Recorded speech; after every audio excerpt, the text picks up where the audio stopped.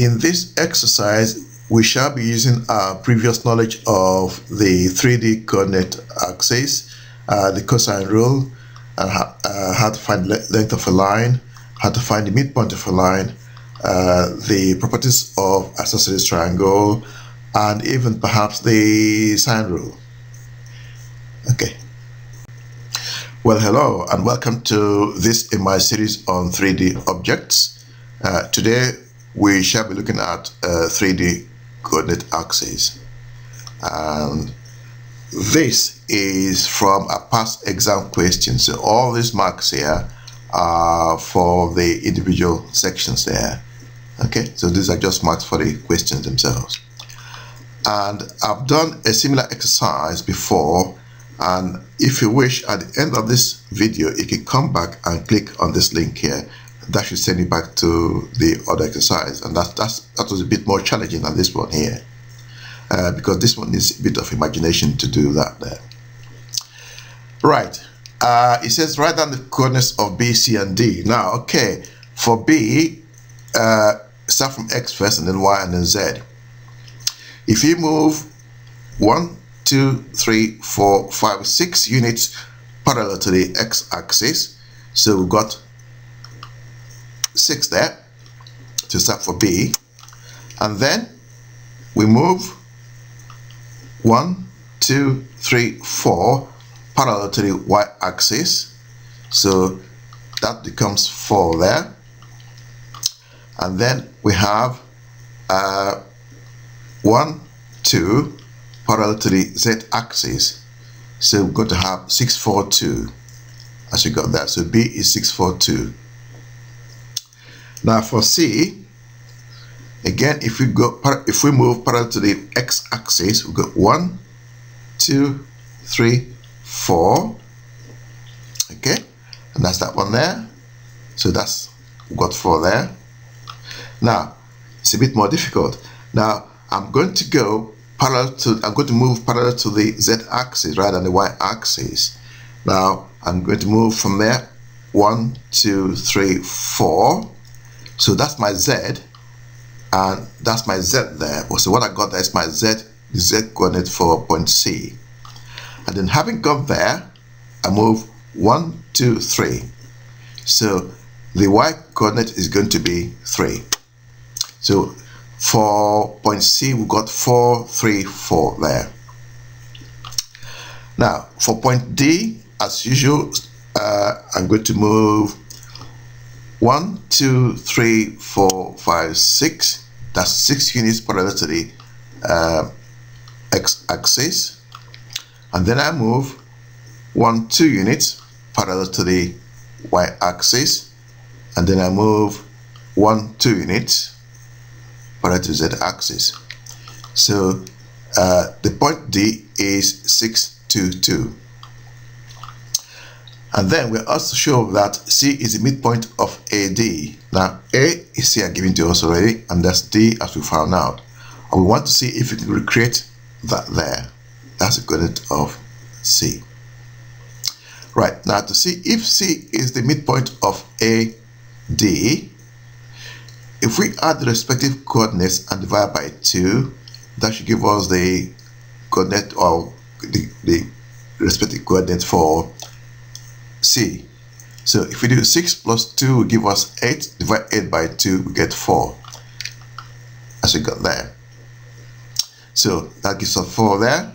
And similarly, if we do 4 plus 2, you get 6, divide 6 by 2, you get 3. And 6 plus 2 is 8, divide 8 by 2, you get 4. So you should get 4, 3, 4. And I hope all that makes sense. Right, next slide. Okay, now for parts C and D, and once again, this is our 3D object here. And what I've done is I've copied down the various coordinates for the various points B, C, and D from the previous slide, and that's what we got here.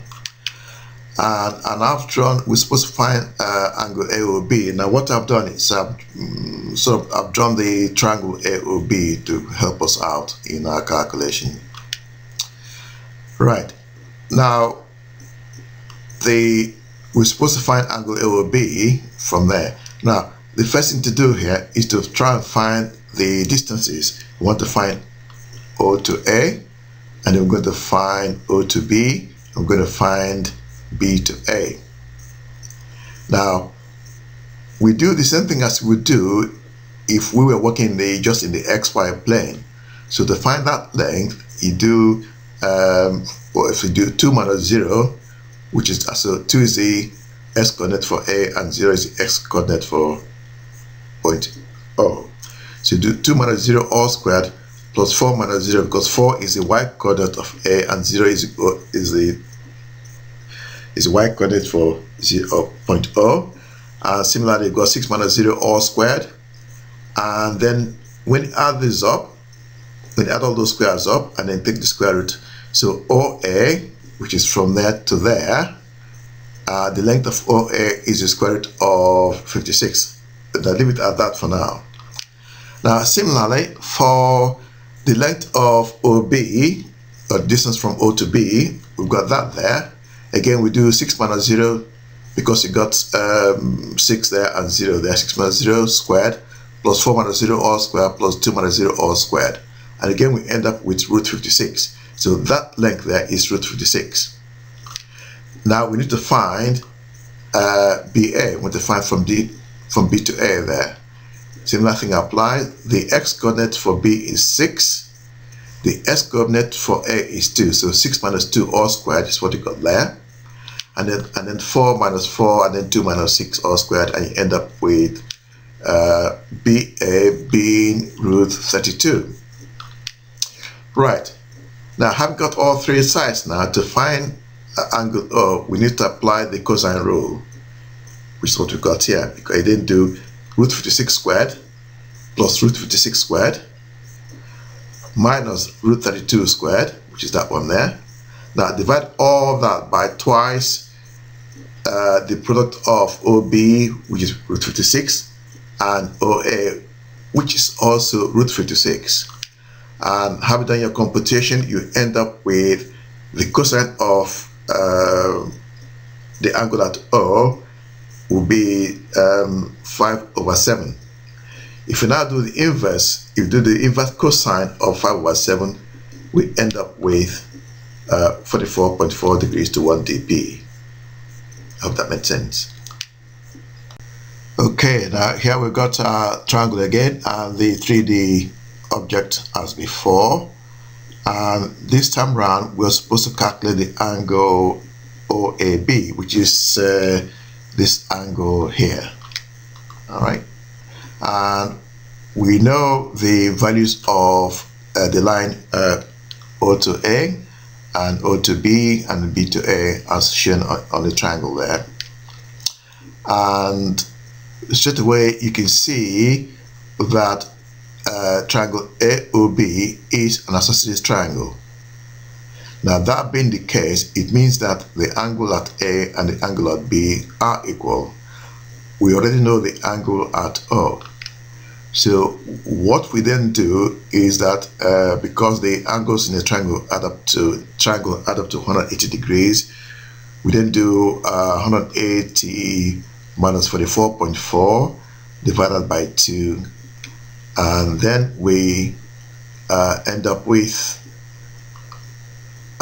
something like 67.8, I think, to get to 1 dp. Okay, and I hope that makes sense. Please go back to the first slide if you want to have a look at the video on my 3D object. And I think you're also allowed to click on the advert. You know, there's no harm doing that if you want to do that. Okay, thank you for watching, and bye-bye now. See you soon. Bye-bye.